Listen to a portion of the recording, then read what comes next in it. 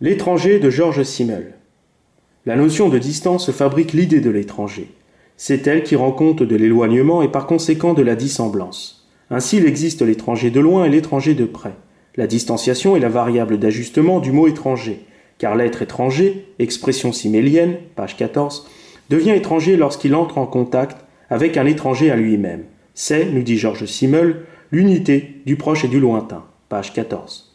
Cette unité constituée est une interaction vivante à tendance répulsive. L'étranger n'est jamais le miroir de nous-mêmes, puisqu'il vient d'un autre territoire. La distance qui le sépare de nous l'a constitué autre que nous. Cet autre que nous, constitué différemment de nous et fabriqué à l'extérieur de nous, apparaît alors comme un étranger. Il est perçu comme tel à cause des signes visibles de son extériorité. Page 17. Ainsi, un étranger véritablement sédentarisé demeure un étranger de loin, et dès lors qu'il ne tient plus sa distance et qu'il tente à rejoindre l'étranger, il force le rapport à l'autre et devient un étranger à part entière. La prise de distance est donc essentielle, et c'est donc dans cette immobilité que l'étranger n'est plus vraiment un étranger, mais un inconnu. La collusion de deux êtres étrangers à eux-mêmes provoque une association de deux différences qui de commun n'ont que la nature humaine. Une telle configuration met en confrontation deux familiarités profondes et deux rationalités singulières. Cette juxtaposition rendue possible par la mobilité de l'un ou de l'un et de l'autre, est une rencontre de potentialité d'incompatibilité du fait des particularismes de chacun. Toutefois, la distanciation qu'offre l'étranger génère l'idée de la neutralité et de l'impartialité, étant donné qu'il n'est pas impliqué émotionnellement dans une partie ou dans une autre. Par exemple, pour régler un différend au sein d'une fratrie, il est préférable pour résoudre honnêtement ce différend de faire appel à une personne tierce, c'est-à-dire une personne étrangère à la famille. Page 18. L'objectivité de l'étranger est une forme positive spécifique de participation, nous dit l'auteur. Qui connaît Simone Veil connaît son appréciation du parti pris et de sa forme officielle qui est le parti politique. En effet, il n'y a rien qui tient plus éloigné de la vérité que la défense d'une pensée politique nourrie d'idéologies et de croyances absurdes. Bien entendu, il n'est pas dit que l'étranger ne prenne pas parti pour l'un ou pour l'autre, en raison d'une similitude d'expérience d'être qui fera qu'il sera davantage poussé à pencher d'un côté plutôt que de l'autre. L'impartialité dont on parle est essentiellement liée à la distanciation, laquelle garantit une sorte de recul moral. En réalité, le juge est l'étranger par excellence. S'il n'est pas conduit par une pensée idéologique, il est dans la position de l'observateur froid et impartial. Le rapport avec l'étranger est essentiellement basé sur des dispositions générales et sommaires, des conditions universelles et des aspects impersonnels et extérieurs, page 21, comme par exemple la santé, la pluie et le beau temps. Tout le contraire d'une relation intime avec qui on partage des spécificités communes et des particularités domestiques et confidentielles, comme des souvenirs très personnels. Ainsi, plus le périmètre des relations s'étend, plus les facteurs communs diminuent. Un individu qui multiplie les relations diminue également le temps accordé à chacune des relations. Ce faisant, la qualité de la relation est proportionnelle au temps accordé au partage. À l'évidence, la durée de proximité et d'échange favorise et facilite la translation de l'intime. Le temps de l'échange installe petit à petit la confiance qui permet la confidence. Toutefois, cette confidentialité ne fait que dessiner un cercle invisible de proximité, mais n'ôte pas à l'étranger sa spécificité tant que celui-ci conserve les signes de son extériorité. Par exemple, si un Russe décide de prendre la nationalité française et que par la suite on constate qu'il préfère parler russe avec des Russes que parler français avec des Français, qu'il mange russe autant que possible, qu'il porte les vêtements traditionnels russes, qu'il écoute de la musique russe et que jamais il ne s'intéresse à l'histoire et à la culture française, on peut dire que ce Russe a gardé toute son authenticité. Dans ce cas précis, ce Russe devenu Français n'a pas atténué les traces de son extériorité. Il sera donc perçu par les Français comme un Russe, c'est-à-dire comme un étranger. La volonté de conserver son expérience d'être première maintient dans l'œil d'autrui l'idée de l'étranger. Du fait qu'il maintient les signes de son extériorité, le Russe affaiblit tout naturellement sa force de liaison, page 23, et de communion avec le français. Ce grand écart entre la culture française et la culture russe empêche que la relation s'enracine sur des facteurs de similitude, page 22. Cette perception est importante, puisque la notion d'étranger provient d'une part de la physionomie et d'autre part de la langue, de la culture, de l'éthos et de l'idiosyncrasie qui sont propres à l'étranger. Ainsi, l'étranger qui, tout en ayant acquis une nouvelle nationalité, entretient jalousement les signes de son extériorité, fait davantage ressentir son étrangèreté, tout en trahissant l'idée qu'il n'a pas vraiment la volonté d'acquérir les usages et les coutumes de sa nouvelle nationalité. Cette insistance déconstruit l'idée de l'assimilation et même de l'intégration. Tout naturellement, l'étranger qui persiste dans ce sens-là donne raison à ceux qui parlent de nationalité de papier. Ainsi, conserver son étrangèreté entretient la différence et par conséquent la méfiance. Page 23. À ce propos, le politologue américain Robert Putnam, que Christophe Guillouis évoque dans son ouvrage « Fracture française » ici,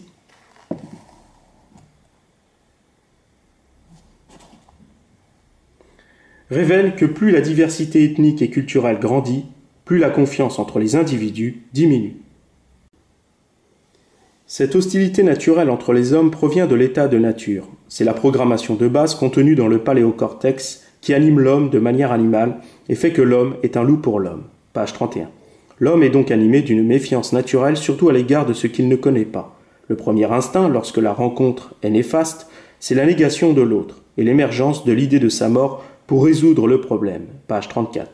En effet, la rivalité puis l'affrontement se constituent instinctivement comme l'idée de manger quand la faim se fait sentir. L'humeur hostile est un sentiment primitif qui se transmet et se propage assez facilement et que René Girard a nommé la rivalité mimétique. Le registre des sentiments belliqueux et des pensées polémogènes constitue donc un réservoir d'énergie humaine qui se transmet mimétiquement d'individu en individu.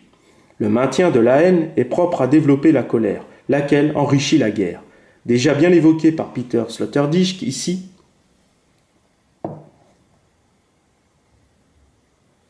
la colère est une pulsion d'hostilité formelle qui rend visible l'inclination haineuse du cœur.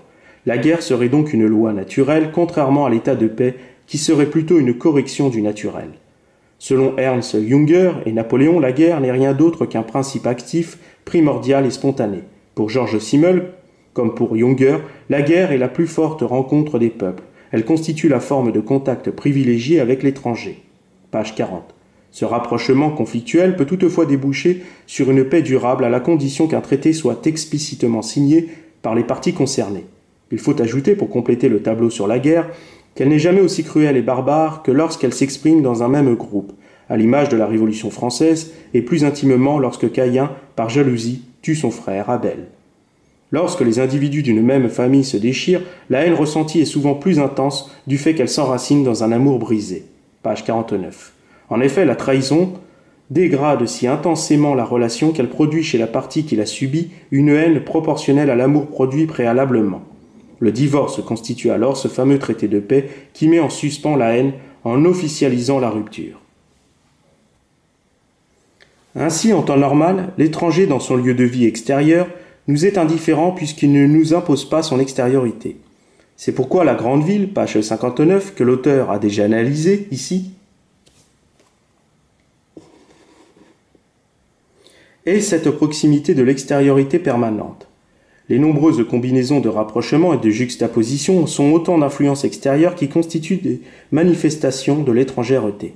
Par degré, la notion d'étranger révèle son extériorité au fur et à mesure de son déconfinement, et la grande ville est l'accumulation spatiale et temporaire d'étrangers. Et même au sein d'un groupe homogène, un individu peut menacer cette homogénéité en devenant un élément discordant. C'est une force antithétique qui produit du déséquilibre et de l'hétérogénéité. Ainsi, en développant une extériorité de son choix, l'individu qui préalablement été considéré comme faisant partie du groupe a brisé l'union et le sentiment d'appartenance à ce même groupe. De ce fait, l'inimitié et l'hostilité se sont tout naturellement installées. Page 62. Dans ce cas, l'individu devient un ennemi intérieur, et quand un ennemi intérieur est non décelable, il est plus à craindre qu'un supposé ennemi intérieur visible, ou qu'un ennemi extérieur qui est maintenu à distance par la frontière. Un groupe est toujours soucieux de sa cohérence, comme le sont les corps armés. Si des divergences et des querelles interviennent, elles doivent être rapidement éteintes en excluant par exemple l'élément discordant et en le rendant étranger au groupe. C'est pourquoi l'obéissance est le facteur primordial pour conserver l'unité du groupe, comme il l'est principalement dans l'Église catholique et contrairement aux églises réformées dont l'unité n'est pas assurée. Page 67. La multiplication des églises issues de la Réforme a considérablement divisé le protestantisme tout en affaissant sa cohésion et sa cohérence. Dans un dernier texte, l'auteur, en accord avec la notion de l'étrangèreté, rappelle que la notion de lier et celle de délier sont propres à l'homme. En effet, grâce à ses facultés mentales, l'homme est en mesure, avant de le réaliser concrètement, de rapprocher ou d'éloigner consciemment deux choses distinctes. Page 73. Comme le boulanger qui lie la farine à l'eau, ou le chimiste qui extrait une particule précise d'une solution, sur le plan pratique comme celui de la logique, l'état de liaison ou celui de séparation est d'abord le fruit d'une projection mentale. Si la licorne prend forme dans l'esprit de l'homme par l'association d'un cheval et d'une corne, elle prend forme dans le marbre avec les mains habiles du sculpteur et celles du peintre pour illustrer un conte merveilleux. De même, le pont qui traverse une rivière agitée a été pensé pour épargner un voyage trop long et que la frontière a été pensée afin de protéger les habitants d'une éventuelle invasion. De même, la porte qui ferme l'habitat devient le symbole pratique de la volonté humaine de lier ou de délier. Ainsi, ouvrir sa porte à l'étranger, c'est également inviter l'étranger à demeurer chez soi, et inversement, fermer sa porte à l'étranger, c'est inviter l'étranger à demeurer chez lui. Dans les deux cas, la porte demeure la réalité pratique de la volonté, laquelle est une séparation temporaire. Quand l'étranger est invité à passer la porte, il passe du statut d'étranger avec distance à celui d'étranger sans distance. Sa nature demeure la même, et quelle que soit sa position dans l'espace, le fait de l'étrangèreté est d'abord une question de perception immédiate. Le passeport est un document attestant de cette réalité, tandis que la carte d'identité joue le rôle d'abolition de l'étranger avec distance. Quand l'étranger a acquis une nouvelle nationalité, il demeurera étranger aussi longtemps qu'il n'aura pas aboli les signes visibles de son extériorité. L'œil est donc le premier juge pour distinguer l'étranger de l'autochtone. Il révèle immédiatement les signes distinctifs et les différences formelles afin d'en informer l'esprit. Le propre de l'étranger, qui a acquis tous les codes de l'autochtone et qui ne manifeste plus aucun signe de son extériorité d'origine, ne matérialise plus au regard de l'autochtone son étrangèreté. La volonté humaine de mise en relation ou la volonté humaine de couper la relation est liée à la volonté d'unir ou de désunir. Page 76. Tout naturellement, l'étranger qui accepte l'unité en préservant les signes de son extériorité envoie des signaux contraires qui affectent la perception originelle de l'unité, si bien que l'unité nouvellement créée, qui a perdu sa spécificité, est dans un mouvement d'hybridation qui brouille même la perception qu'elle a d'elle-même. Le fait de l'étranger induit cette notion de l'étrange et du bizarre. En effet, l'étranger incarne une rationalité différente de celle de l'autochtone. Ce dernier, se trouvant face à une rationalité étrangère qu'il ne comprend pas, la qualifiera d'étrange tant son fonctionnement diffère de la sienne. Quand l'homme blanc fraîchement arrivé sur le continent nord-américain constate que certains Cheyennes montent à l'envers sur leur cheval, et même s'il devine le caractère émancipateur de la manœuvre, il ne peut s'empêcher d'être étonné et même de s'en amuser. De même que l'indigène d'Amazonie sourit en voyant des hommes blancs porter un pantalon et une veste, et davantage quand il les voit manger avec des fourchettes et des cuillères. Le caractère étrange d'une coutume, et du point de vue extérieur à cette coutume, étonne et désoriente l'esprit, si bien que l'esprit la catégorise instantanément. L'aspect extravagant, excentrique et même fantaisiste de certaines pratiques ou traditions étrangères force l'idée de la différence, de l'inaccoutumé et même du mystérieux. En ce sens, l'étranger incarne un vécu du monde particulier, et qui, lorsqu'il est confronté à un autre vécu du monde, devient à son tour étranger à cet autre vécu du monde. La juxtaposition de vécus différents forme un groupe hétérogène où chaque vécu du monde revendique son autonomie. Le vocable correspondant est la communautarisation. Pour finir, il est intéressant de noter que si l'extraterrestre représente l'étranger pour l'humanité, il est, selon la culture populaire, beaucoup plus un envahisseur qu'un bienfaiteur. En effet, l'humanité projette naturellement ce sentiment de méfiance évoqué plus haut et qui naît de la différence et de l'inconnu. Quiconque a vu le film de Ridley Scott, Alien, le 8e passager, ici, verra à l'œuvre ce dont on a parlé. En effet, la célèbre créature dessinée par l'artiste suisse H.R. Giger est peut-être la manifestation de l'étranger qui justifie le mieux ce sentiment de méfiance que l'on développe naturellement à l'encontre de l'autre. L'alien de Ridley Scott, quoique bestiale, incarne la somme de tous les sentiments néfastes de la nature humaine. Elle personnifie et projette en quelque sorte la part d'ombre humaine et qui, malgré sa forme spécifique volontairement humaine et libidinale, traduit une certaine idée de la peur que l'on développe plus généralement et peut-être malgré nous envers notre propre nature. Notre méfiance à l'égard de l'étranger n'est ni irrationnelle, ni une idée reçue, ni une opinion personnelle, ni un préjugé. C'est tout simplement un principe de précaution nourri par l'expérience et par la connaissance de soi, et qui, depuis le fameux cheval de Troie, nous met davantage en garde contre les bons sentiments de l'étranger.